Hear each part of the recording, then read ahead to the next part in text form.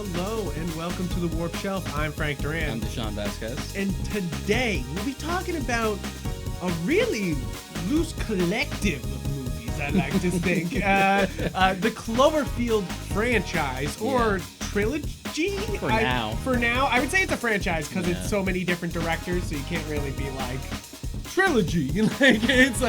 It's not really it's definitely a series. Really a series. An anthology? An anthology. Yeah. I'll take that. I really enjoy the Cloverfield franchise as a whole. I really enjoy that JJ is just kind of doing whatever the fuck he wants producer-wise, you know, and then being like, it's connected. Sorta, kinda. Sorta, kinda, you know, it's kind of connected. Yeah. And today we're going to talk about the connections. We're going to talk about each movie individually. We'll kind of deep dive into each one of those. And most importantly, we'll kind of like talk about where it goes from here, or what else happens, and what we think is next, and also, you know, what the monster. We're going to talk about the monster at the end, at some point, you know, because like that's important. But we'll start it off by going into Cloverfield, the original. This is what year was this? 2007 or something like that. I think so. And Cloverfield came at a time when we didn't have any big monster movies. No kaiju. And that, if you're a fan of this show, you know that I'm a huge Godzilla fan. Godzilla is a friend, and to all the children. And I love Godzilla. I grew up loving Godzilla. I watched all the classic movies growing up. It was something me and my stepdad did, you know, like, and it was one of those things that, like, I grew up being like, yeah, Godzilla's great. And then, like, 1998 came out, and even though it's a terrible movie, and we'll talk about that at some other point or something, it was definitely, as a kid, I was like, he's running around New York. He's, you know, chopping up things. I'll take what I can get. You know, take what I can get. But then as I got older and my Godzilla sophistication grew, I was like, oh, bad Godzilla. Bad. Yeah. You know, like, Matthew Broderick, hilarious. But that rest of this, and you know, like, this is Zilla. You know, like, this ain't Godzilla. And everyone knows that. That's just Zilla. But, you know, it was one of those things that we didn't really have any kaiju movies coming out. That was the last one that was like Godzilla in America, other than Godzilla 2000, which still isn't even that good either. Yeah. But that was the last theatrical, like, you can go see a big monster movie and it's like, it's a big monster movie, you know, like, and I know there's some that I'm missing out, but this is what I'm talking about, like an actual notable one. So the first Cloverfield is directed by Matt Reeves. Yes, which like, I think that's what really is going on with the magic here, is that this is early Matt Reeves, which if you don't know, he's one of the best we got, guys. Like, if you had to put some of the best directors in a list that are alive right now, Matt Reeves is in there, man. I felt like he's been like flying under the radar until he did his 2 Ape sequels, and then people started paying attention to him a little more. Yeah, a little bit more. They were like, before that, he had like Cloverfield, and he had Let Me In, which is the American remake of Let the Right One In. Particularly, it's not a bad movie on its own, but it doesn't have like the same nuance that the original Swedish film does. Oh, okay, that makes sense to me. And I mean, I haven't seen that one. That's the only. I think that's the only Matt Reeves one I'm missing. Actually, I think, and I really do. I think he's one of the best directors we have right now, and putting him on Batman is like, yes, give me a Matt Reeves Batman, because I feel like if you watch the last 2 Apes movies and don't realize how fucking good he is, you're not getting it, like, you know, like, because that's the thing, is those movies, if you've seen all of the Planet of the Apes franchise, none of it's very good, you know, like, it's a franchise full of mediocre, you know, like, it's silly sci-fi, but most of the movies are good. I mean, most. Battle and the Tim Burton film are both crap. Yes, absolute crap. But to me, those are the only 2 bad ones. But it's like, it's one of those things that this is a franchise that, like, yes, the James Franco one was okay, but these two it was further. a solid blockbuster that like was a good palate cleanser after how bad the Tim Burton film was. Yeah, absolutely. He was able to like revive a whole series. So you're like, hey, give credit where credit's Dawn due. and War were the ones that like felt more in line with some of the better movies. Or just like, this isn't just a blockbuster. This shit's about something. Yeah, this is. Yeah, exactly. Yeah. And it's saying something about humanity and how we interact with the world around us. And I think that Matt Reeves is one of those guys that you're just like, yes, he is making Cloverfield was such a rising star moment, and that it's just like it's forever been, you know, him just like slaying, you know, like. So not only a giant monster movie, but also a found footage giant monster movie. Yes, which this was like one of.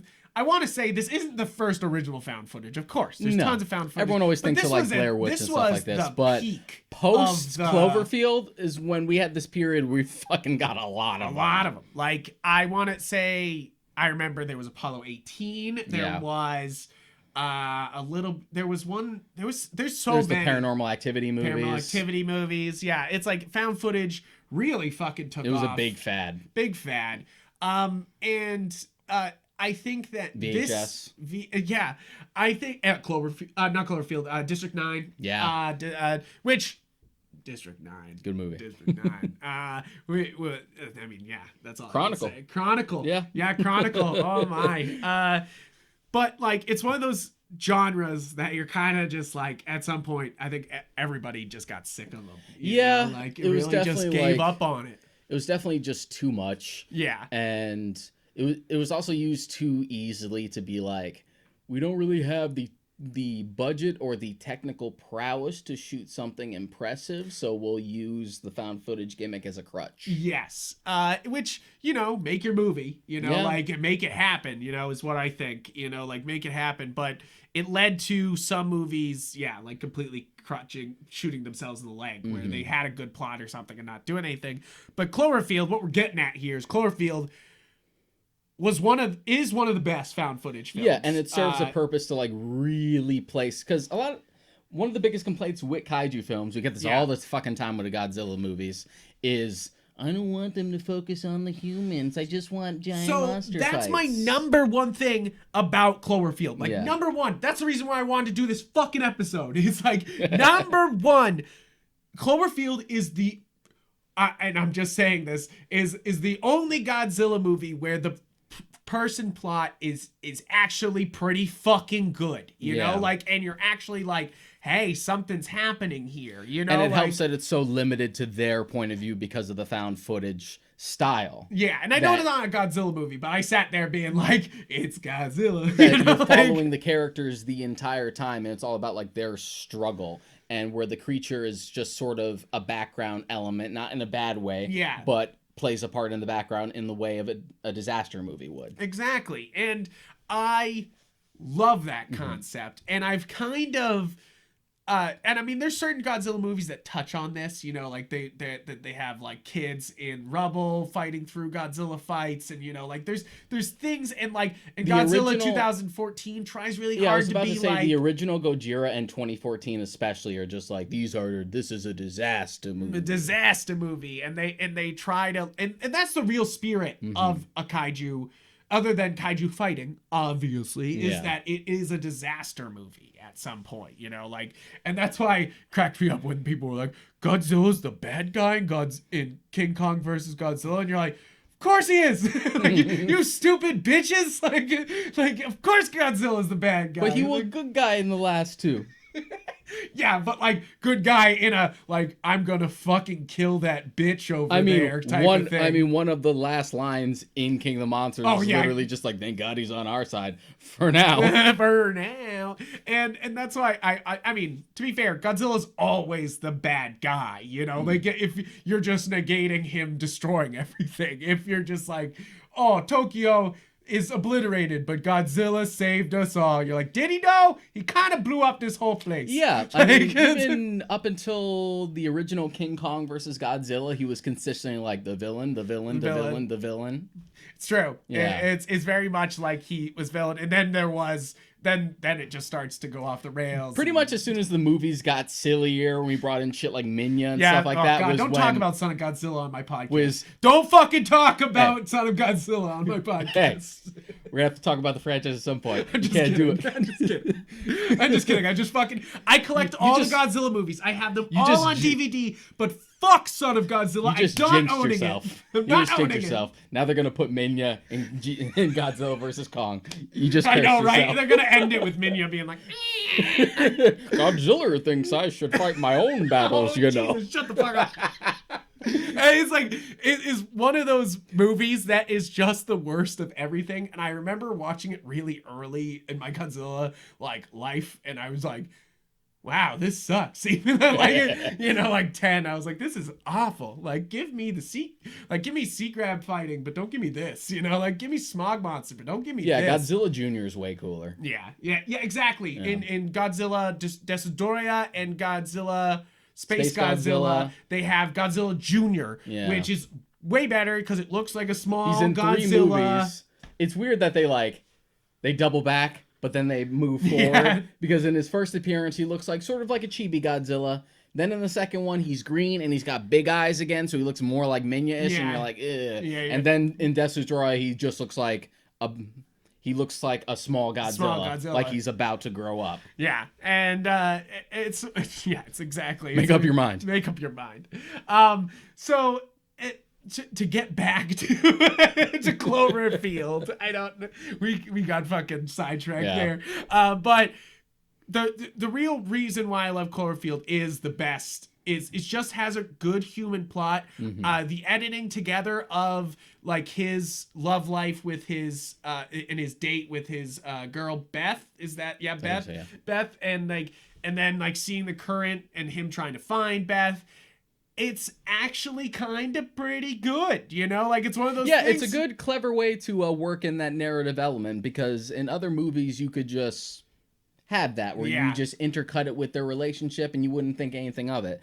But the fact that you use the device of the camera to your advantage and have it be like, oh, this disaster is literally being recorded over this footage of them having a good time. I love it because that's not even possible anymore to overwrite footage like this. That's very old school. That's my favorite part about this, is that Cloverfield came at a time and at the time it felt like, wow, what the future, they're using camcorders and stuff. And now it's like, you wrote over how did you how is that possible that it's all SD cards, and you're like, no, wait, but we had DV tapes. They were still around. Oh my god, I grew up with DV tape. We had DV tapes in college. DV tape in college. Yeah. And it's like one of those things that's just like, thank God it's I'm pretty sure I probably have a spare I never use somewhere in my closet or something. I have 2 or 3 DV tapes sitting around, just because who knows when you're going to need a fresh DV tape, I don't know. That's how I used to do it, though. I used to buy fuckloads of them to be like, who fuck knows? Who knows when this historical artifact will come in handy.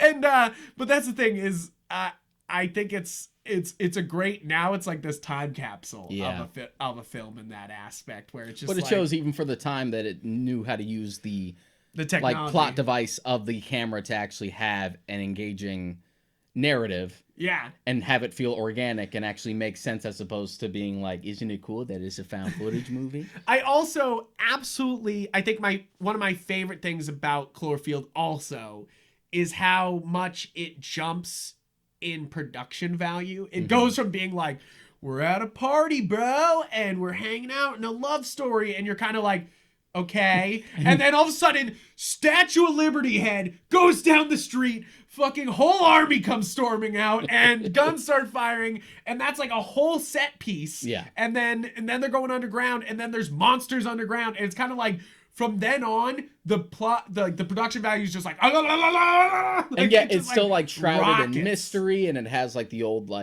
horror mentality of whatever you don't see is often scarier. So they people are exploding. So they play the less is more, not only with these creepy monsters when they're walking through the tunnels, but also for the big bad himself, where you only get glimpses of it here and there. Of that frog looking motherfucker. Yeah. Which is good design. Yeah, exactly. He's different. He's different enough that you're not it's Godzilla. like, or it's a certain Godzilla creature. It looks different, very, like, I like the jaw. Like, I always like the hanging jaw. Yeah. It's got like the arachnid-like legs, which I feel like we got real hung up on after Cloverfield came out, because so many monsters tried to do like a similar thing. People even argued that for the Mutos. And the Mutos are basically Cloverfield monsters. Like, I dig the Mutos for what they are, but they are basically like Godzilla versus 2 Cloverfield monsters. Like trying to fuck. They're just trying to fuck. And you're just like, Godzilla's like, hell no. Godzilla's like, and I took that personally. Yes, he's just like, no, I'm gonna cockblock that shit. Nah, I ain't fucking standing for that. And it's one of those things that I like the spindly legs, just for the thematic look of it, where it's like the spindly leg comes down, and then it's the long distance before the next leg comes down, like that's that sense of scale. It's the sense of scale that they did really well. Like, Godzilla's legs are very much with him, even in 2014, they're like a little bit back, but in King of, like in King of Monsters, they're a little bit back on him. So he's kind of like standing more forward, but like, instead of human standing, like the puppet is, but like, it's like Cloverfield definitely feels unhuman, like, and you kind of, it's one of those movies that you're just like, the CGI isn't over the top great, but it's solid, like, it's definitely, and it's because at the time they were mixing the CGI elements with real elements, and it actually really pulls off a lot of great close effects, like the monsters in the caves look really good because they're mostly real. Like, they're there's CGI running around, but when they're on top of them, it's all a real monster, like. And it's also using the idea that they're recording everything on a camcorder to their advantage, because it's not going to be pristine like film quality. So it's easier to hide the cracks that way. But I give credit to Matt Reeves. He's able to like frame a shot that you're like, that's almost too good. Like, it's almost like, but he doesn't push it too far. Like, the shot right before the monster comes out, before the head hits the floor, the Statue of Liberty head, they have this shot of the main character, and it's just like this perfect Dutch angle they have. And, like, and you're kind of like, man, those idiots know what they're up to, like, they know how to place the camera. This whole cast of characters went to film school. Yeah, right. Like, that's the only thing about a lot of like these found footage ones. You're like, damn, they really set up a really nice shot here. Yeah, there's always. You always run into then they do the dirty shot where it's like they throw it on the ground, dirt gets on it, and then they show something, like, and you're like, oh, but it wasn't two framed.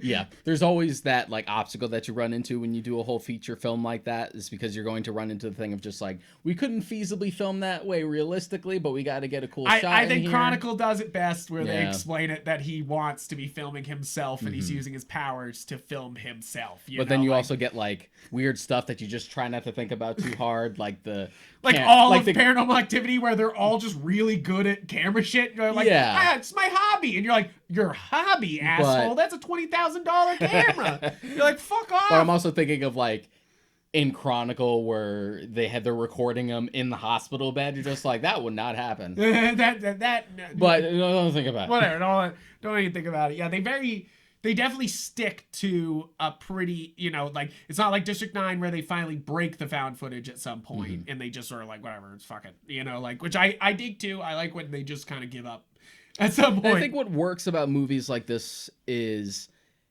if they wouldn't be as good without the gimmick, because I feel like a movie like Cloverfield wouldn't be as good if it didn't use the found footage technique for it. Yeah, but not in like a bad, like not in a bad way, like if you took it away. But basically, it's just like, it's actually a good spice on it. Yeah, but like, utilizing the found footage like techniques for it actually elevate the film. Yes. Instead of it just being found footage because it's cheaper, easier. Yeah. Whatever. Like, I remember people telling me to make a movie like found footage when I was younger, because they were like, it's so cheap. You just use your own cameras. And I was like, okay, and I did. Like, I did. It's like I did several films that were like found footage like ones, and I'm pretty sure you can find them on this channel. They're so embarrassing, don't fucking watch them, but like they're on here.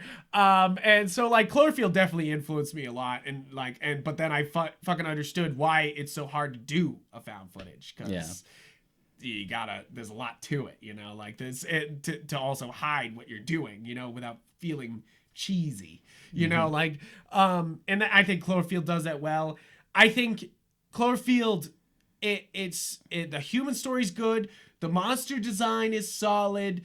It was a time when there was no fucking kaiju movies until 2014, you know, like it's like it's been since 2000 since you've had a lot of good kaiju. Yeah, and there's a lot of comparisons to be made. We had already like went on a tangent about it several times, comparing Cloverfield to Godzilla 2014. Yeah, because there is like a similar mentality beyond just like, oh, the Mutos kind of look like the Cloverfield monster. Yeah, but there's also that sense of like it being a disaster film. There's also that sense of scale and the fact that Gareth Edwards purposely made every shot. It's about one group of people. Yeah, like, you know, and the idea that Gareth Edwards and the way he shot that film didn't want to get any camera angle that you wouldn't be able to get feasibly. Yeah. So that's why you have all these great shots of the monsters where it's like through a window or it's on top of a high-rise building where you could get the shot. It's true. It's like he kind of took that realistic approach without being found footage. And it gave it a great sense of like scale and weight. And he brought that over to Rogue One. Like that's something...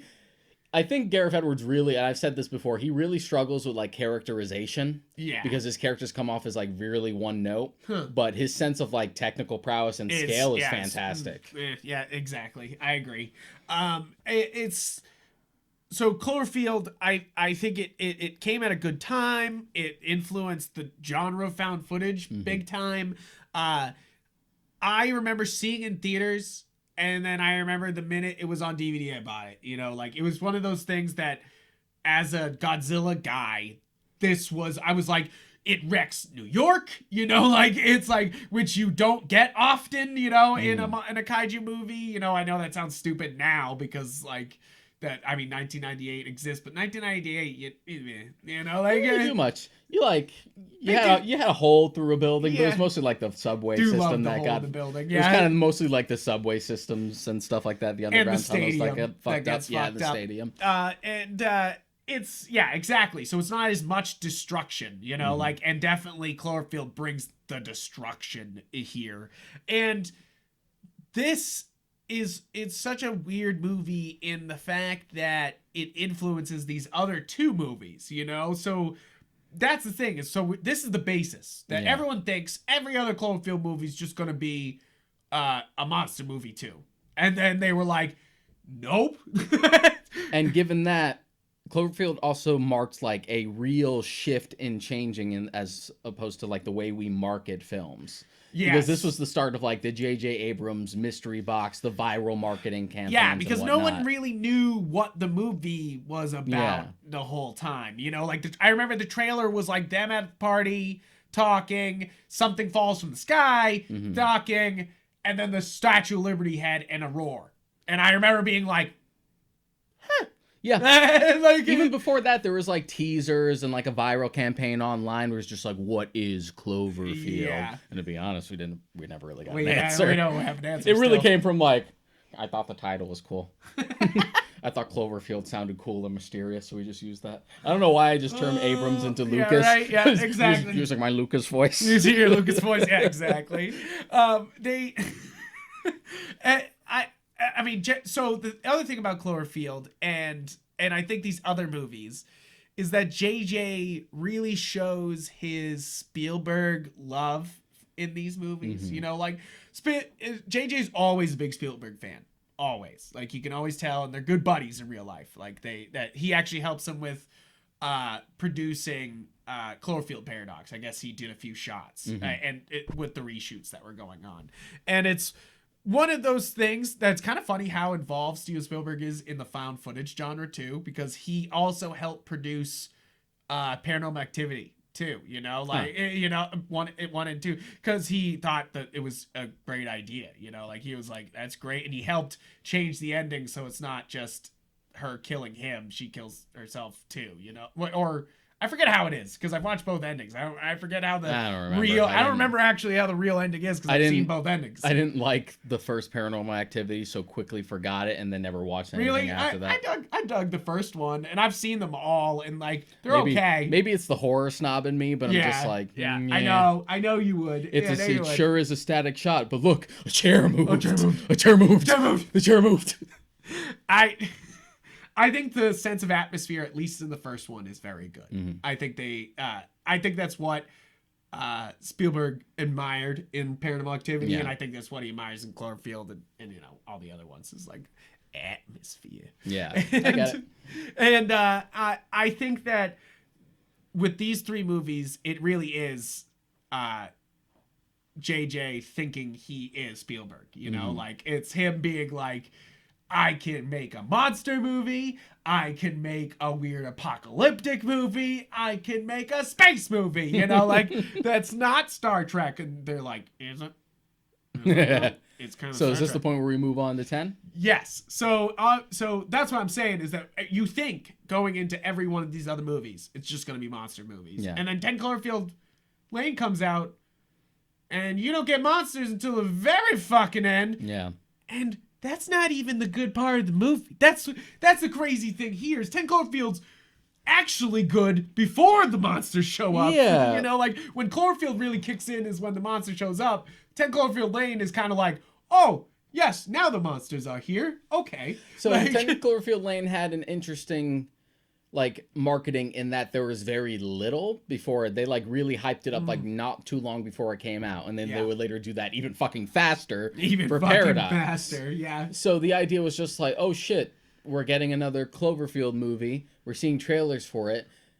This doesn't seem to connect to the last movie, but maybe it's one of those things where we'll see how it does. Yeah. And so you go into it not knowing what to expect, and you end up with this really cool psychological thriller with these three people under a bunker. And the idea of the mystery is just well, how does this connect? Does it connect at all? Are we just going full anthology? Are we trying to do a Twilight Zone thing? Or are we trying to do what the conceit behind the Halloween franchise was going to be with 3 until you guys complained about 3? So we went back to doing Michael Myers again. Back to Michael For the Myers. record, Season of the Witch is super underrated. I won't defend that. But 10 Cloverfield Lane, John Goodman, Elizabeth Winstead, and I don't know what the actor's name is for the other. But powerhouse acting by them, absolutely. So as opposed to the plot of just we're at a party and then shit's happening in New York, so we're on the run, and oh shit, monsters. Here we have a woman who's running away from her abusive boyfriend, who's actually played by Bradley Cooper in a voice only role. Yeah, right. You're like what? That's definitely Abrams just being I can afford it. Yeah, right. What can you do? And so this character ends up crashing her car, and she wakes up underground, meets this strange old man played by John Goodman, who tells her that she can't go back up to the surface because there's been an attack of some sort and the air's not safe. Yeah. And she has this other much nicer person who's a lot less creepy, who says he saw something concerning, like a flash. Yeah. Something that made him concerned, and he had known Howard's character for years. Yeah. He helped him build the bunker. So once he saw that things were about to go down, he begged to come in. And so the entire impetus of this movie was the building tension between how weird he is. Is what he's saying true? He acts weird in certain places. Sometimes he's nice. Sometimes he's overly aggressive. And just the idea of is he lying? Is he not? What's the truth behind it? Is he actually just keeping Mary Elizabeth Winstead's character in the basement, or is there actually something out there? Mm-hmm. And no, in Cloverfield movies, you're oh, there's something out there. Don't do it. You're he may be weird, but he's right. Obviously, it goes without saying, but obviously spoilers for all three of these movies. They're a little bit old now, so we're not even fucking gonna play with that. 10 Cloverfield Lane, so out of these 3 movies, frankly, before I'll talk about Overlord later. Yeah. Is my favorite. I obviously I love Cloverfield more. Mm-hmm. But this is the better made of all the movies. This is the like undeniably a good movie no matter what type of thing. Where it's like Cloverfield, when people say they don't like Cloverfield, I'm like, that's fine. It's not for you. It's for me. Yeah. Like, you know, like it was made for me. Whereas if someone an American told you, Godzilla fan who was like, please give me something. Yeah, it's like, very specific. But if someone told you didn't like 10 Cloverfield Lane, you'd be like, why? It's so good. Yeah, like what was wrong? Yeah, like what did you not like about it? Like, so I love like these psychological thriller aspects. I love the slow burn because I love me a good thriller. Everything that's kind of scary. And John Goodman, John, oh, he's so fucking, John. He's so scary. He's so good. It's like he's always good. He's always good, but like he is. How's that man so never good. Been nominated for an Academy Award in anything? Because sometimes just the unsung hero, right? Yeah. He saves so many movies that you're just like, whenever I see John Goodman, I'm like, John Goodman. Oh, we in good hands. This movie could be trash, but you know what? You've done nothing wrong. Yeah, it's how I felt about Kong Skull Island. I was like, hey, he's here. John Goodman's here. So like, so I love the ongoing sense of paranoia. I love the performances, and I love that the conceit behind the movie is there really an invasion? Or is Howard just crazy? Yeah. And the answer is yes. Yes. I love that the answer is fucking both. Yeah. He is crazy, he did but kill there was he did kill a invasion. girl. Like, he did try to kill a girl for escaping. But there was an invasion capture- after all. I think that's the best way you could have done it, where the answer is fucking both. Which is great also in a great way about, like, big events like this really traumatize people and really fucking send them off the deep end. It really makes this like a really apocalyptic movie, you know, like where Cloverfield is an apocalyptic movie that like New York's being attacked. Yeah. It's like, this is like the world is over. We're hiding out in a bunker. And if you're wrong about the apocalypse, you're going out into the apocalypse, you know, like, so there's like so much tension and pressure going on in this movie. And that's why I think it's so effective, is it's able to use the apocalypse, his craziness, the having the three of them all together, you know, like a gun being here, him being weirdly like protective of scissors and shit, and you're just kind of like, He's also like really way too like protective and like objective towards Michelle. Yeah, her name's Michelle. And you're just like, yeah, he's kind of creepy, dude. Yeah, kind of creepy, dude. And it's one of those things where like, you can see it on their faces for the other two, but they don't want to address it too hard because they're there. Because they're there, and this is his place. This is definitely a tense thriller of a movie that like a lot is not said out loud because they can't say it, or because they're stuck in a bunker. You know, like, where are you gonna whisper in a bunker? You know, like, it's just like one of those things that you're just like,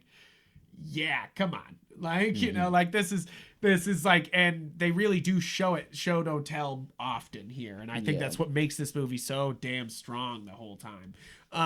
Other than John Goodman and Mary Elizabeth Winstead really fucking killing it. You know, first off, huge crush on Mary Elizabeth Winstead. Great. I love her in everything. Except you can never say her last name, right? I can't. Winstead. I love her. I think she's great in everything. I literally, if she's in something, I'm like, put it on, you know, like, I'm just like, I'm like, sure, you know, like, one of my favorite actresses working right now. Just definitely so good and surprising often, you know, like very, very, very so the good. Intrigue, and you don't necessarily get an answer, but you get like some vague hints that maybe what she's walking into when she does leave the bunker is the invasion that we saw in the first movie. That seems to be the implication, but they're not explicit with it, which, to be honest, it's better to be left ambiguous, I think. I do remember, like, the first thing you asked me, because I'd seen it in theaters. Yeah.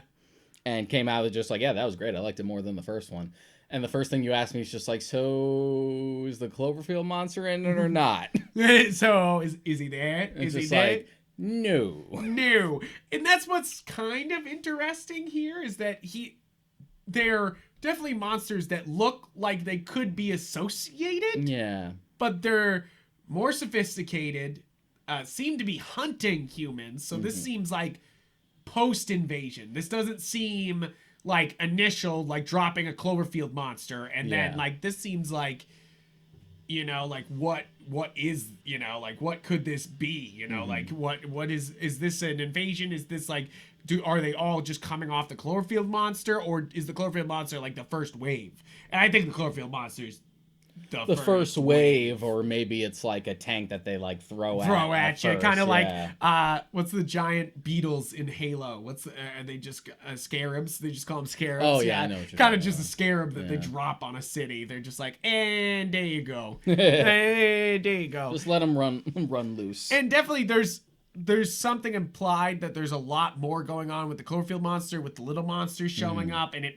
coming off of the monster, it seems like. So it's definitely like it's an invasion, it's a vehicle of some sort, you know, like or something like that, you know, like and Cloverfield 10 Cloverfield Lane, it's like I was sort of disappointed it wasn't exactly the Cloverfield monster, but it was kind of one of those things that I was like, so this asks more questions, JJ.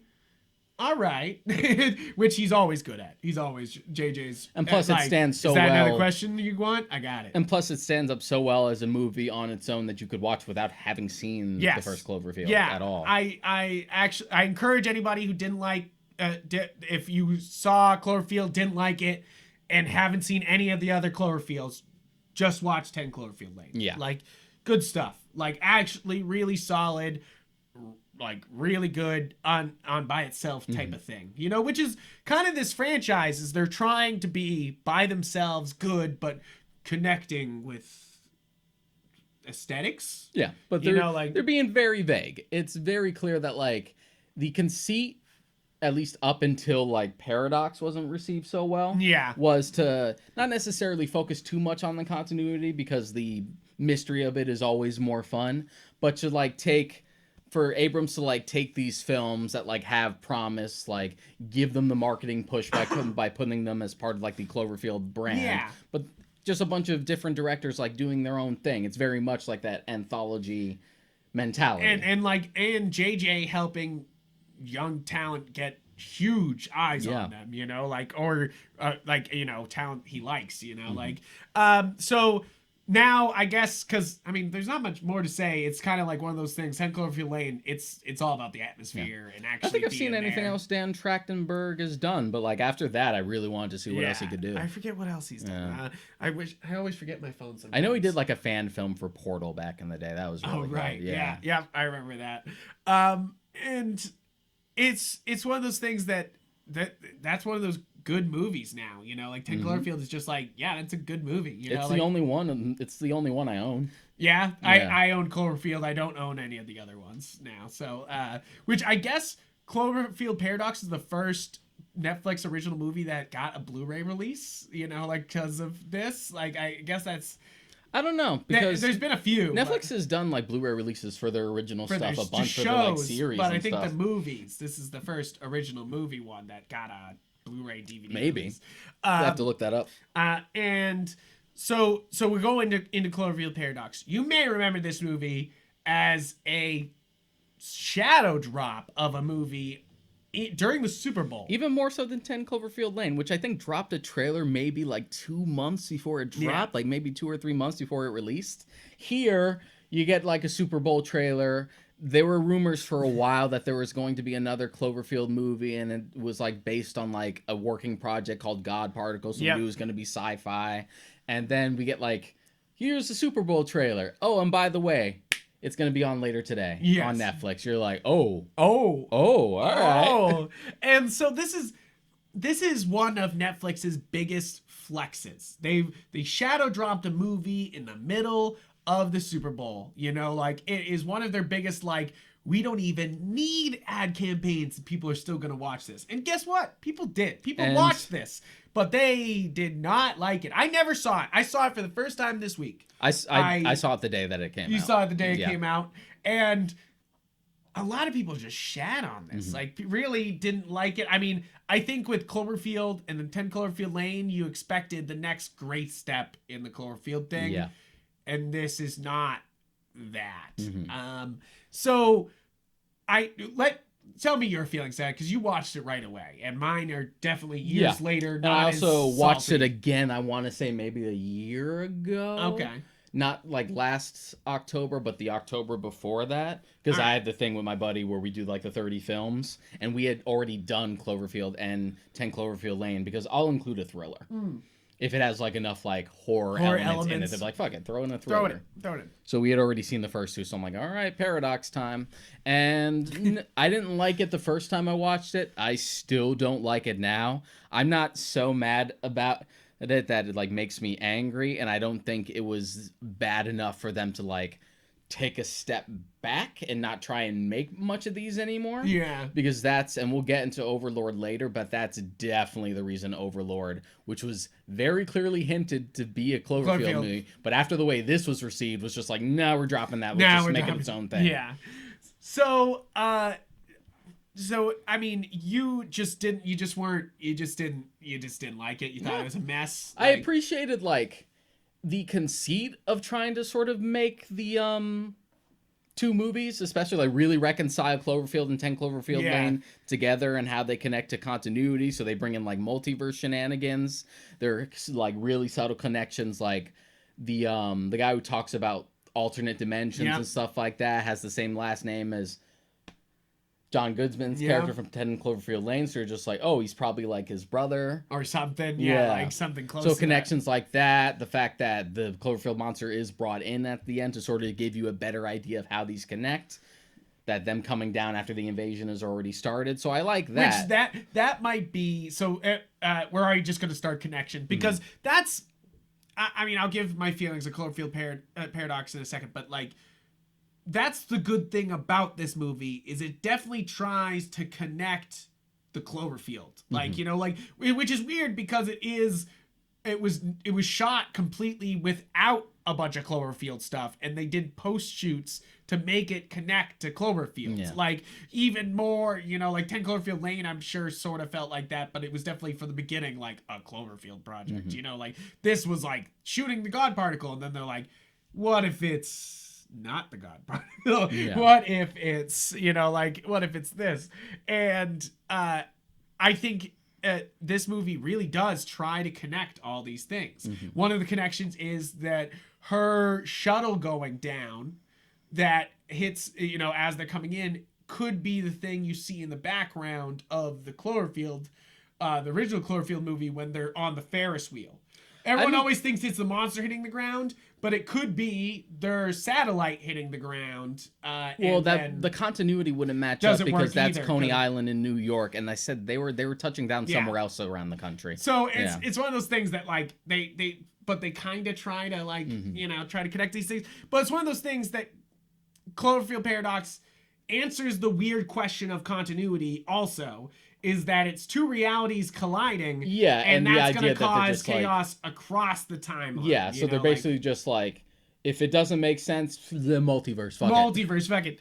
And, okay, I'll get my feelings now, is that I didn't mind Cloverfield Paradox at all. Like, I definitely have very low expectations, because everyone told me it's shit, and I went in being like, okay, give me Cloverfield stuff, you know, like, and what I got was a TNG episode, like, you know, like, and even like very much, or a Voyager episode. I feel like I've seen this episode before. They just added stakes to it by being people actually dying, you know, like, I feel like I've seen all of this, you know, like, and that's kind of why I didn't mind it. I was kind of like, oh, it's Star Trek Cloverfield style. Like, I was just like, that's fine by me. Even the people being in the wall, I'm like, I'm pretty sure that's in a TNG episode where they get stuck in a wall, and it's like beaming around shit, and you're just kind of like,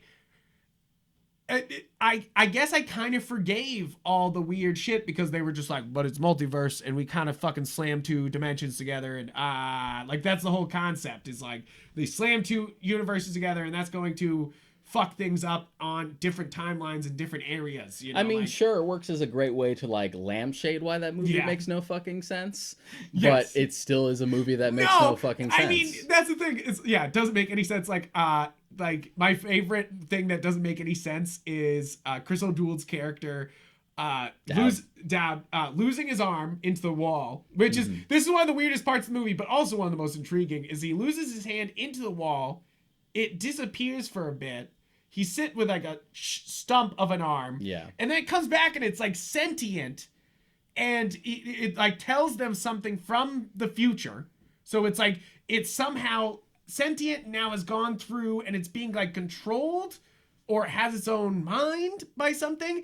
And then he dies later in the movie and the hand's still alive and moving at the end of the film. And you're kind of like, what? But that's sort of like the entire movie for me. It just feels like a collection of really cool, like, shocking ideas and weird sci-fi shit with no big through line to actually help it gel. But they're just like, yeah, but these are cool fucking ideas, so let's just fuck it. Let's just look into it. So that's like, I mean, I guess that's there's something fun in that conceit. But for me, I was just kind of bored. Yeah, I was just kind of like, I kind of knew it was a Star Trek episode the minute they were like, they kind of were all just together in uniforms and they were totally normal. I was kind of like, oh, Star Trek. And immediately went from me being like having these kind of huge like Cloverfield expectations to being like a Star Trek episode, but somehow it's going to connect the Cloverfield universe. Like, and you're just like, thumbs up. And that's how I kind of felt about it, is that I bet if I watched that when it came out, I would have been mad too. I would have been like, this is all a mess. What the hell's going on? But like going in being like, okay, it's gonna be shit. And then being like, oh, it kind of does connect a few things here. Like, you know, like, but it is kind of stupid. But in like a fun way, you know, like I feel like they announced that they're fun with the hand thing, you know, like it goes from being like worms exploding out of somebody to being like, oh, we lost a fucking arm and now it's back. Yeah, like, and we don't even treat it like it's a serious thing. We're just like, huh. Yes. That's crazy. I think that's why I got the TNG vibe, is that like shit goes bat crazy and they're all like, huh. You know, like they all just like stop and like stare and try to figure it out instead. You know, like and there's obviously things that are just not explained in this, you know, like why you know, like, and they try to act like they're more important than they are, you know, like they're like, well, why is Molly here and she just showed up here in this thing, and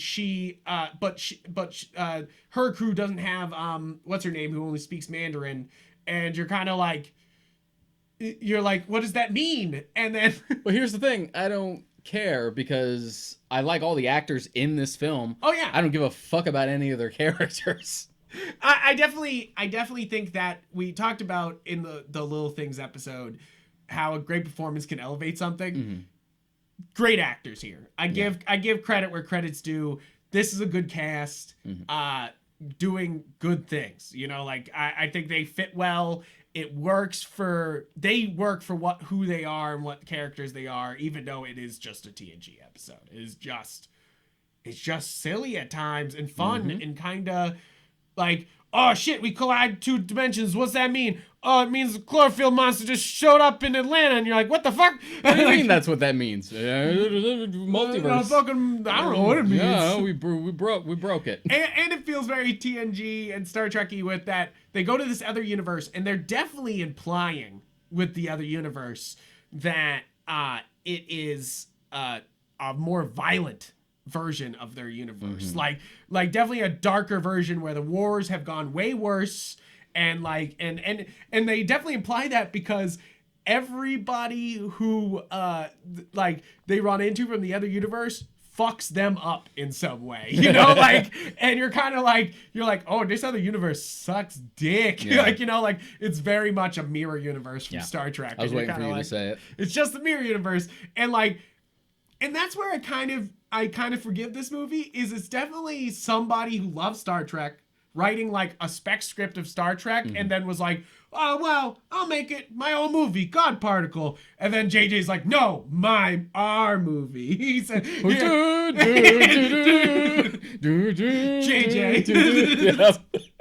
comrade, join me. And that's really it, is that like JJ came in and took it over, and he does add a lot because all the scenes with the guy on Earth, her husband, was filmed with JJ, and Spielberg is involved with those scenes. It shows too, because those feel like reshoots. Yes, and because they're almost completely disconnected. Yeah, almost completely disconnected. But also, I almost don't know how they did the movie without them. You know, like it's kind of one of those things that you can tell God Particle was a fucking mess beforehand. Like, what do you I know mean this, beforehand? It still is. I know it's still messy, but like almost like it's the reason why it was held back for a bit is that you could tell that like somebody was like, "Ooh, this isn't gonna work," and then JJ was like, "Cloverfield," and slapped the sticker on it. This still doesn't work.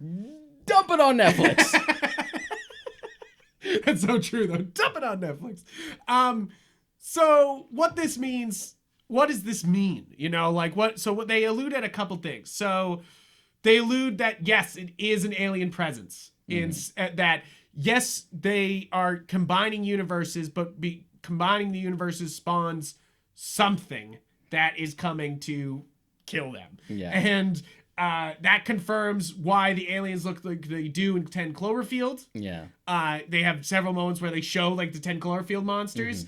And then they absolutely show off the Cloverfield monster at the very end. You know, like it's a different species. It's a different species. It's also I think. Fucking huge in comparison. Yeah, like you're just it's like, gigantic. Unless the cloud cover is really low and fucking where they were, that is a huge Cloverfield monster. That is really big. And I mean, this could be really cool. That's the thing. It's like, this is another thing where JJ's like, more questions? And everyone's like, I guess. Yeah, I mean, that was sort of my reaction by the time I get to the end of it and you get the big reveal of the Cloverfield monster itself. I was just kind of like, okay. All right. I think that was my friend Alex's reaction too. Once we got to the credits and they got the reveal, and he was just kind of like, all right. My thing about that ending is it almost seems silly. Like, you know, like, because I was really... It also reeks like that was obviously a reshoot, too. Yeah, but it's like, it happens so fast, it's almost silly, where he's like, don't come back to Earth! Don't come back! And then she's just like, boom! And then it's just, Cloverfield monster! It's like, fuck your movie, here's the Cloverfield monster! I've seen the movie twice. And now that scene cracks me up because that actor is just going way too hard. Tell them not to come back. Do you hear me? Tell them not to come back. It's kind of like the ending of Halloween 3, except not nearly as effective. I also Stop it! Thought at first they were alluding the little girl he saved was a young version of Molly who is on the space station now. You know, like, because they named the girl Molly, and then you're like, but the other girl's name is Molly. And they're like, oh, but they're not related. And you're like, then why the fuck did you name two characters in your movie Molly, dude? Like, I don't even remember if that was a thing. I was just like, what the fuck is that? And I had to look it up because I was like, oh, they got different last names and like everything. And I was just like, oh, okay. Damn, like, common names. You're just like, why would you do that? Like, just come up with a different name for the little girl. It was just one of those things where I was like, oh, more duplicity shit. Like, you know, like I was like, oh. Either that or you could have just a little, just like, oh, you're a Molly too. I know a Molly myself. Yeah, right. Like, or something. Just something to address it. Something to address it, you know, like instead of, and that's the thing is it feels weird, you know, like him saving a little girl. It's kind of like, it's like, I don't know if it adds anything, you know, like, because they realize that's the thing. They're like, we found your parents, and then there's nothing to that. Yeah, and that's the thing. I feel like even beyond like those scenes, like in a bubble, the whole movie just feels fragmented all over the place. Yeah, and not in a way that's just like, oh, the intrigue. It's just like, no, this is just sloppy. Yeah, I'm definitely not saying this movie's great. I am just saying that I went in with low expectations and got a fun TNG episode, and I was kind of like, hey, like, you know, like I just dumb happy bliss, you know, like, because if I have to put any thought into this, if I have to put any critical foot down on Cloverfield Paradox, it crushes, you know, like it's one of those things that some movies stand up to a lot of criticism and you can debate them all day. Cloverfield Paradox, you're like, yeah, but what about, defense destroyed, you know, and you're just like, that don't make any sense. Yeah, like, so like Gravity, mostly my main problem, what the fuck is up with Gravity in that movie? They're just like, because I thought they were going to do a whole scene where the spaceship is spinning and they jump out and they have to fly because there's zero gravity, but instead they were like, but there's still gravity here because they're still sort of spinning, and you're like, what? Like, you're just like, but this just, that whole scene where they were trying to cross just felt so superfluous. And it's like, it was so just like, this should have been way cooler, and instead it was not. I feel like a lot of the movie is that should have been a lot cooler. Should have been. I'll tell you what was cool: Overlord. Yeah, I haven't seen Overlord. It's really good. Yeah. So I got to see it in theaters because I actually got like a free screening to it. Oh, cool. Got to see it in IMAX and everything. So I'm like, hey, fuck it, free. It was like when I first moved back out here and went to Quincy. I like got it a couple weeks later. I'm like, fuck it, let's do it. Let's go. Went to go see it. So the conceit behind this movie is that it's a World War II flick where they stumble upon Nazis doing experiments and while trying to create, the Ubermen. Yeah. Ubermen. End up creating like sort of like these zombies. Yeah. And you're like, all right, cool. All right, cool. It's kind of like a Wolfenstein movie. The best Wolfenstein movie we'll never get. That's what I keep calling it. The best Wolfenstein movie we'll never get. So we'll never get a Wolfenstein movie, which is so stupid. You could just adapt New Colossus. So it's like action-packed. It's simplistic. It's really fun. Like I had a lot of fun with it. I'm like, damn. It makes me sad that this didn't do better because this was like a nice little palate cleanser. Yeah, it's funny. It's one of those movies that's like $5 bid, and you're kind of like, why? It's fun. Yeah, and then it sucks because maybe the Cloverfield branding would have helped it like do better. Yeah. But given like how poorly Paradox was received, they quickly were just like, I'm trying Cloverfield anymore. Just like, well, shit, if you did, you might have bounced back because this one was good. Exactly. It's kind of one of those things that they felt doomed if they did, doomed if they don't, sort of, I think. And they're just like, which I would much rather, okay, so speaking of futures, because, so with this movie, this is the latest moment in the timeline, it's 2068 and the other one was like 2040 something, and then Cloverfield actually happens like 2007, so it's like they're all really spaced out, and they're obviously implying in Cloverfield Paradox that happens across all time, that these demons are just fucking released or whatever the fuck they are, and it's kind of one of those things that you're like, can we get a big franchise just clean Cloverfield movie, like something big, something that brings it all together, instead of these like hatch projects. One of the things that motivated us to do this as an episode was they announced that they're working on another one as more of a direct sequel this time that won't be found footage. Which I'm totally cool with. If they just do another kaiju movie that's just Cloverfield monsters, yes. It is sort of a shame that they're like panicking so hard given the way Paradox was received, because I like the idea of doing like this anthology thing where things are loosely connected, but you get to play in so many different like sandboxes and stuff like that. And Paradox was bad. Rule of averages, you're always gonna get a bad one. You're gonna get a bad one. You're gonna get a not good one. That's just gonna happen. It's just like, Alien. So far, like 2 out of 3 ain't bad. You could have brought it back with a 4th one. Yeah. Overlord could have been your 4th one. Yeah, exactly. And it's kind of one of those things that a direct sequel, I think, is a good idea. I think that actually addressing Cloverfield instead of doing these anthology things is the smart idea, because then you can just continue to do more anthology things afterward if you have a good, clean, like, good one. Like, it's kind of a very similar situation to the DC EU, right now, or whatever they want to call it, like the cinematic universe for the DC movies. It's very similar situation. DCEU was never an official title. I think the official one they were running with for a while was Worlds of DC. Yeah, but everyone just keeps saying DCEU because it's cleaner. So I'm like, fuck it, I'll just keep using it too. It's one of those things that this is a very similar situation where they've had a bad movie, and if they don't correct right, the franchise can just get fucked, and DC, it's like Justice League is one of their biggest disappointments. It's obvious with trying to bring back a Zack Snyder cut. They want to save some money on this, they're like, we want to make money off of Justice League, and it's like Aquaman and Shazam are the right correction, and trying to really lean into DC stories instead of just being like, we're gonna do whatever, is the best idea.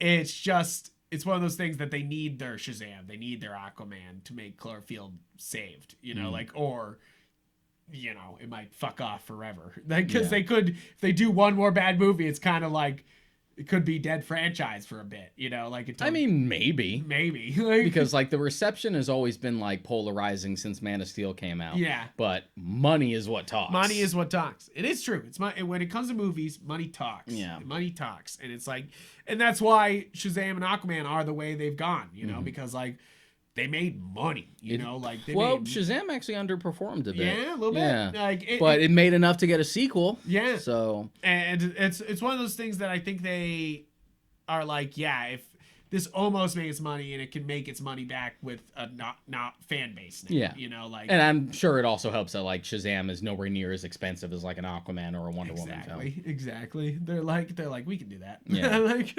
that's very easy. And it's kind of, and it's one of those things that I mean, not to get stuck on DC, but I love that they're just going like, yep, the Batman is its own thing, and we also have, you know, Batman everywhere else. Like, yeah, you know, it's different. I'm glad that they finally gotten the point that people will not get confused. I mean, old people will get confused. They will get but confused. It's okay. They're like, that's not the same Batman. They like, yeah, it's not. It's okay. They get confused with everything else. Bitch. But just the idea that like modern audiences are smart enough to not be confused with the brand if a character shows up here and then shows up there. Yeah. Because that used to like compromise on shows a lot. Like, I've said this before, but there's a reason why Aquaman suddenly disappears in Justice League Unlimited and kind of never shows up, because they wanted to do that CW show. Well, Warner Brothers, and then it kind of got lost in the shuffle when it transitioned to the CW. So that was gone. That's gone. For our you young viewers. For all you youngins out the there. CW used to be two separate networks. It used to be WB and UPN. Oh and my then God, UPN. And UPN. Yeah, all I remember is King of Hills. Yeah. And then I mean King of Queens. And they pretty much combined it to just one singular network that became the CW. So when they made that transition, some shows survived, like Smallville and stuff like that, just transitioned. They moved on. Supernatural. Stuff like that was in the works, like the Aquaman show that they had going on, just kind of got lost in the shuffle and then just dropped entirely. Yeah. And even stuff like, because the Batman was going on at the time, they could keep using Batman, but they couldn't use any of his supporting cast. So you're just like, what the fuck? Yeah. That's why when Justice League Unlimited, when they finally go to Bloodhaven, you don't see Nightwing, but you see him in like silhouette in the background because they had to play really coy about it. And you're just like, what? And it's the same thing with right now with Titans on HBO Max now. You're kind of like, they just were super shy about showing Batman and having him in there. Yeah. And now I know they're leaning into it more. They're now like, oh, now we can use Batman. But like that first bit where they're just scared to use it, you know, like it's just kind of like. And there was even Stingray, I think his name was, in Justice League Unlimited, who was very fucking clearly Black Manta. But they couldn't call him Black Manta because they couldn't. Yeah, because they couldn't use it. Or in Arrow, they had like this whole Suicide Squad like subplot plans, and they had to get rid of it because the Suicide Squad movie was coming. It's just like, guys, it's not that big a deal. People are not going to get confused. No one fucking... People clearly know that this is the TV version, this is the movie version. They're two different things. That'd be like going to the video games and being like, why are they different? Which people do. People fucking do. I'm not surprised by people dumb this all the time, but like people do that. They're like, they go to Injustice and they're like, wait a minute, why aren't they the Justice League from the movies? And you're like, shut the fuck up. Yeah. You're just like, please shut up. Different versions. Like it is just a So I'm glad version. we're sort of like doing away with that and just be like, yeah, fuck it. Batman's in Titans now. We got Affleck Batman here. We got Robert Pattinson Batman here. We got Michael Keaton coming back for the Flashpoint movie, apparently. Fuck it. And for me, it's like, it's all money, you know? Like, so why hold back, you know? Like, why? It's all going to make you more money. Yeah, and to be honest, you know, like, as far as comics are concerned, characters being in other things is constant. History is pretty much more or less repeating itself in a lot of ways as we've transitioned to the films. Because Marvel's big pull was just like, not only are these the down-to-earth characters that you can relate to, but also everything is connected. Yeah. DC had a little bit about that, but they were always about like Elseworlds tales, different universes. This universe has this universe has that. So the movies leaning into that matches what the MCU has done. They're just following the example. Exactly. And it's like, and definitely the shows realize that crossover is obviously the best way, but I'm not gonna. It is so interesting that DC beat Marvel to the punch by connecting like the TV shows and the movies. when Ezra Miller's Flash showed up on the Grant Gustin show, and you're like, shit. The fact that they pulled that trigger first when you could have done this years ago with Agents of S.H.I.E.L.D. or Agent Carter or fucking on any of the Netflix It's like, shows. I loved Agents of S.H.I.E.L.D. We did a whole show that was basically Agents of S.H.I.E.L.D. at the time. Yeah. But really, they just always were like playing with the characters, you know, like, oh, side characters. Like, I remember Sif being in an episode and us being like, yeah, look at this. And I know the show got better at that. They were like definitely showing off more things, but it's like, it's why WandaVision is the step in obviously the right direction. And I know there's like the behind the scenes issues of just like Kevin Feige does the movies, Pearl Mother does the shows. They don't fucking get along, etc. So that's why they never really connected. But it's like Jeff Johns has been in control for so long, and they kind of took it away, and then things sort of connected. And I kind of like, I get that you guys, and I get that you guys have that like segmented and you don't get along. But isn't the entire conceit behind this whole project is that everything is connected? Yeah, right. Like, come on. How the fuck did DC beat you to this? Come on, get to it. But we're digressing. But Cloverfield as a franchise is it's like fractured in nature. You know, like I feel like that's the point, and it's about if they'll keep doing that or not. You know, like if they'll keep being connected, or if they'll like move back, they'll move, or if they'll just go to like genre, or whatever they want to do. Like. Which is cool too, you know, like that is also cool, like to do that. But it's like, I have hope for the next Cloverfield movie because I like this franchise in a whole. But obviously, Cloverfield Paradox has dimmed a lot of people's expectations. Yeah. You know, like I just want to see one time where we try to do an anthology series for a film franchise and it actually be successful. Yeah, right. Because every time we try it, it never works out. Never works out. It's one of those things that they try and then it just doesn't pay off in the same way that you could do it for TV. Yeah, it's true. It's true. It's why the streaming services doing these long form limited series. It's like, it's worth it. You know, like it's like, these are stories that couldn't have been told otherwise like this, you know, like imagine WandaVision, like trying to shove this all into a movie. Like right now, you know, like we're 5 episodes into it and it's like, come on. Like, and like you could trying to fit that this just wouldn't all fit. And plus, the focus would feel so weird, just like so most of it is about old sitcoms. Yeah, that's weird. Yeah, so like this working as a show, it seems to work. And it actually works that they're not doing the Netflix model and putting it all at once. It actually functions as a weekly show. I want to do which that, is its own conversation. When we do our WandaVision episode, I'm going to talk about how we've gotten weirdly spoiled about that because I've seen so many people being like, where the fuck's the rest of WandaVision? And you're kind of like, guys, this is how we did it for literally a century. I saw a tweet like that was just like, why don't they just put it all at once? I don't know what's happening. I think and you're like, I think there was a quote tweet that's just like, wow, we really need to train people how to watch TV again. Yeah, seriously. It's one of those things that like this anticipation is important and also helps the product. And it's kind of one of those things that binge watching is not a good thing. And at all times, you know, like it's fun. There's room for both. It varies from show to show. It's one of those things that I feel like everyone loved it during Game of Thrones, but now they're kind of after Game of Thrones, they're like, I don't trust any show, so you gotta fucking put it all out so I know it's good. But even then, Game of Thrones was all after the fact. That was still a weekly series. It's true. That's what I'm saying. It's like everyone was watching it weekly and loving that it came out weekly, so you could talk about it. But now WandaVision's like coming out and people are like, I don't get it. Like, I don't understand. And you're like, that's the fucking point, retard. Sorry, that's mean. No, you're the dumb. Don't say that.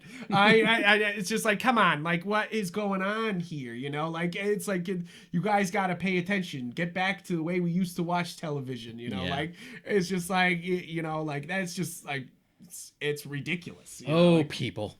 Oh, people. So, I mean, Cloverfield-wise, monster-wise, love the monster. Want more of it. That's the thing. It's like, if you really calculate like, how much you see the Cloverfield monsters in any of these movies, it's very, very small. Yeah. And I would much rather want more. Yeah, and I'm open to the direct sequel. I just don't know how I'll feel about it because my favorite of these is the one that's the doesn't do anything. Yeah, that's like the least involved. And like if Overlord had become a Cloverfield movie, that would have been another one of those where it's like the least involved. Yeah, it's a fucking Nazi zombie movie instead. Yeah, right. You're just but it'd be like, well, fuck it. Fuck it. It's Cloverfield. I like these self-contained things. Yeah, exactly. And I want more. Is basically it. JJ, keep producing. You know, like baby, don't direct. maybe keep producing is basically it. I mean, he's given us some good questions, but I want somebody else to handle the answers. Is basically it. he's really good at he has that stupid mystery box mentality. Yeah, it works. It works great for building up hype, but it does not work. It works great for Cloverfield. Doesn't work great for Star Trek Into Darkness. You know, like it's one of those things where it's like. It works for some things. It does not work for all things. In retrospect, it didn't work for the sequel trilogy either. Yeah, didn't work for Lost. You know, like it did. Yeah, definitely didn't work for the sequel trilogy in the end. You know, like it's one of those things where it sometimes works. Like this, like, oh well, but what is it to basically being like, I don't actually have answers to these questions. You know, like, and you're like. Oh, and the problem is it's also influenced a lot of like other projects too because they like to channel that gimmick. That's one of my big problems with Star Trek Picard is that it has a similar mentality, just like mystery. But what about answers? But mystery. They're like, but what about season 2? It's like, but where's the payoff? It's like, here's your payoff. That's not good. But wasn't the mystery great? Wasn't the mystery good? It's true. We've talked about it several times on this show that if you can't stick the landing, it can really ruin a thing. You know, like, and I think that's one of the things about Cloverfield Paradox is it doesn't exactly land the ending and kind of feels like doesn't land like most of its runtime, to be honest, and just the ending. Cloverfield but definitely doesn't earn it. And it's like the endings of the past two actually earned their endings, you feel like. So it's kind of one of those things. I love the ending of 10 Cloverfield Lane. Right? It wasn't controversial, but there was a good section of people who didn't like that it took a sudden shift towards like the alien stuff. I'm like, no, that's what fucking makes it. Yeah, right? You're like, this because it gives you the answer to both. That like, yes, he was crazy, but there was also an invasion. Yeah, there was also something out here. Like that's much makes more, it very War of the Worlds. That's much more satisfying and a much better payoff than just like they could have so easily have just like she finally leaves the bunker and then we just leave it ambiguous as to what happens after. Is it? Is it not? Yeah, I like that they were just like, yeah, there's an answer, and the answer is yes. Yes. Yeah, exactly. And I think that's the problem with Cloverfield Paradox is they're like, slam! And then they're like, but questions. And I guess it's hard to do. It is. But there ain't nothing wrong with a movie that decides to suddenly shift genres at the end. Yeah. No, we need like more. That. Yeah, it just needs to be done well. Or even in the middle. Dusk Till Dawn. I was just about to bring that up. Yeah, from Dusk Till Dawn. I fucking change the genre right in the middle of the movie. Do it. I don't care. I'm trying to get my buddy Alex to watch From Dusk Till Dawn, but I don't want to put it in as part because he knows nothing about the film. Oh, man. I don't want to put it as part of the October films because that'll give away everything. A horror element coming in. So I just want to drop it in as like a random thing for us to watch and be like, movie, just like, this is a really cool like crime movie, and then fucking vampires. You're like, it's Quentin Tarantino. It's a crime movie. Yeah, come watch this. Vampires. And then suddenly fucking vampires. Oh man, fucking love that movie. Yeah. But that's pretty much it for Cloverfield at the moment. I think that you got any more thoughts that you want to share on the Cloverfield? I would say I'm cautiously optimistic about the future. Yes. Again, I didn't like Paradox, but it wasn't so bad like we can never bounce back from this. We can never come back from I'll never financially recover. Like, stop being overdramatic. Yeah. Kind of how I feel about Spider-Man 3. Also bad, but just like you could have made a fourth one good. It's a franchise. You get bad ones. Fucking move on. It's true. Yeah, I mean... True. Yeah. It's true. It's like if you give up sometimes, it's worse, to give up than it is to like keep going. I mean, look at Rocky. Like they're like they could have stopped after 2, but we still got great 3, 4, and then Balboa. Yeah. And then you get Creed. Like, what if they stopped? What if Rocky had stopped? Like what is that? The true artist keeps going. Well, 8 films. Yeah. We've only had one bad one. And even then, Rocky V's bad, but that's another case of just like, it's not so bad that we can't bounce back. Yeah, exactly. And then it was later proven that, yeah, we could bounce back. And then launch another franchise. Yeah. You're just like, oh, okay. Like, we'll just do Creed 1 and 2, and Creed 3's in the corner going, I'm coming, bitch. But that pretty much sums it up. Yeah, and pretty much sums it up. I'm optimistic.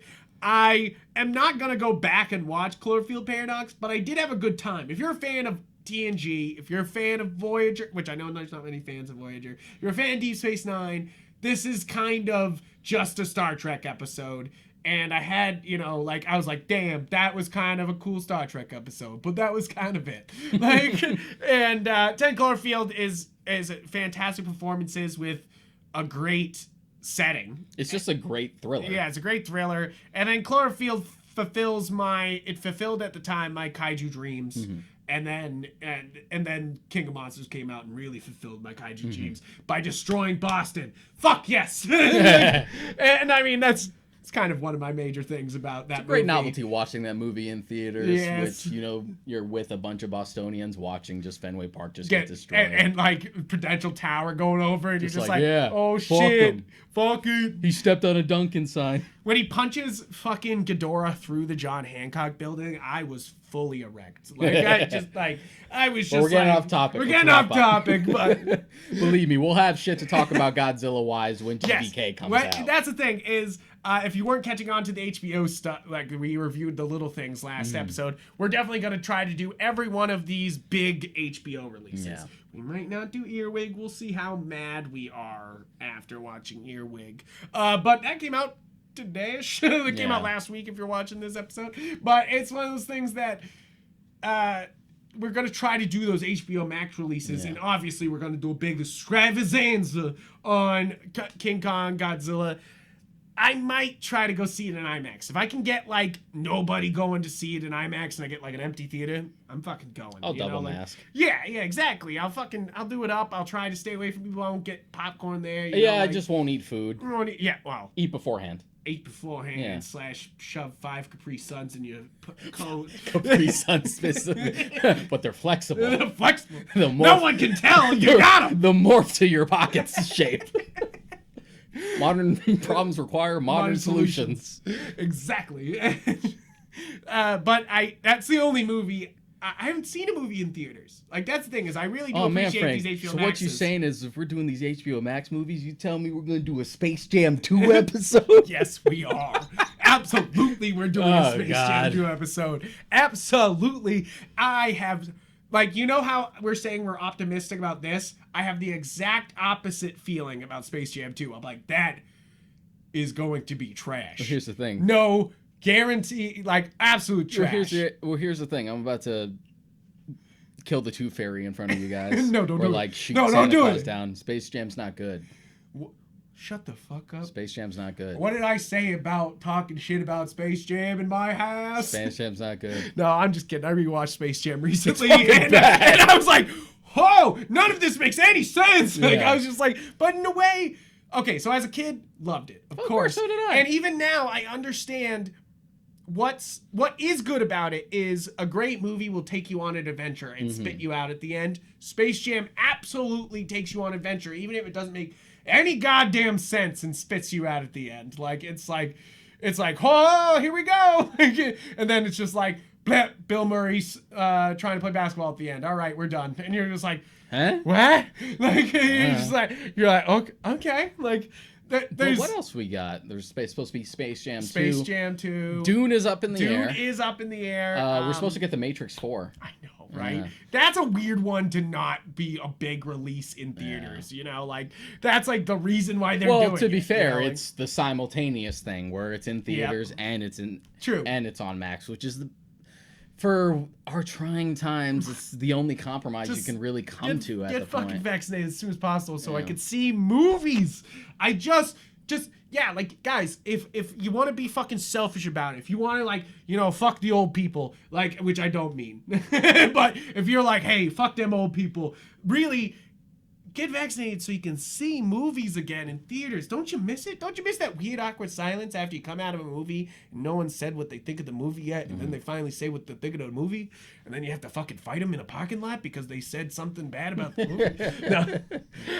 No, I mean, I just miss the theater experience, and it's one of those things that I am loving the HBO releases. And I mean, Netflix is doing an okay job of it too. They're trying. They're like, we'll grab some movies that were releases too. They bid for Godzilla vs. Kong. Yeah, right? Yeah. You're like, that would have been crazy. They bid for it before Warner Brothers just like, fine, we'll give you like, I think they paid like $100 million to put that shit on HBO Max. Because Legendary was pissed. Because if you can get this like attitude and feel that you go to HBO Max for the new movies, that's something that will make your service different. It was ultimately a good idea, but it was stupid of Warner Brothers to try and be like, better to ask for forgiveness than permission. Yeah, right. And the fact that they're just like, yeah, this is happening, and all the studios are just like, you didn't let us know. You didn't say anything to us. Yeah.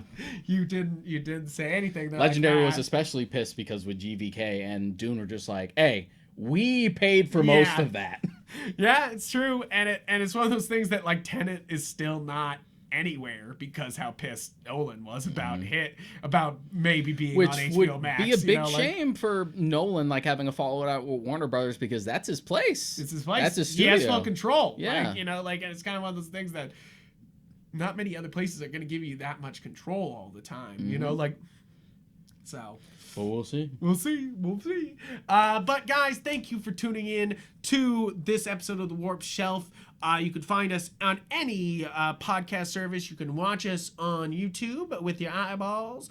And you can find us on Twitter and Instagram. I'm Yupfrank. I'm Odd Karaka. And you can check out our website, galaxyofgeek.com, if you're into articles about this stuff, or is the home of every episode of this podcast. So if you're just like, don't use the podcast services, I'm a free loaning Ronin of podcasting, you can just find the episodes on there if you don't. But please subscribe so you become not a free Ronin. You can join our samurai gang, and we could roam the interwebs as a giant podcasting samurai gang and murder all the other podcast. No, I'm sorry. We won't murder all the other podcasts. We'll be friends, and we'll trick them, and then we'll scream loudly as we stab each other. That's how it happens, right? That sure was an analogy. Podcasting? Is that podcasting? I'm pretty sure that's podcasting. Fine. Pretty sure that's podcasting. But thank you guys for tuning in, and I hope you have a great rest of your week. See you next time.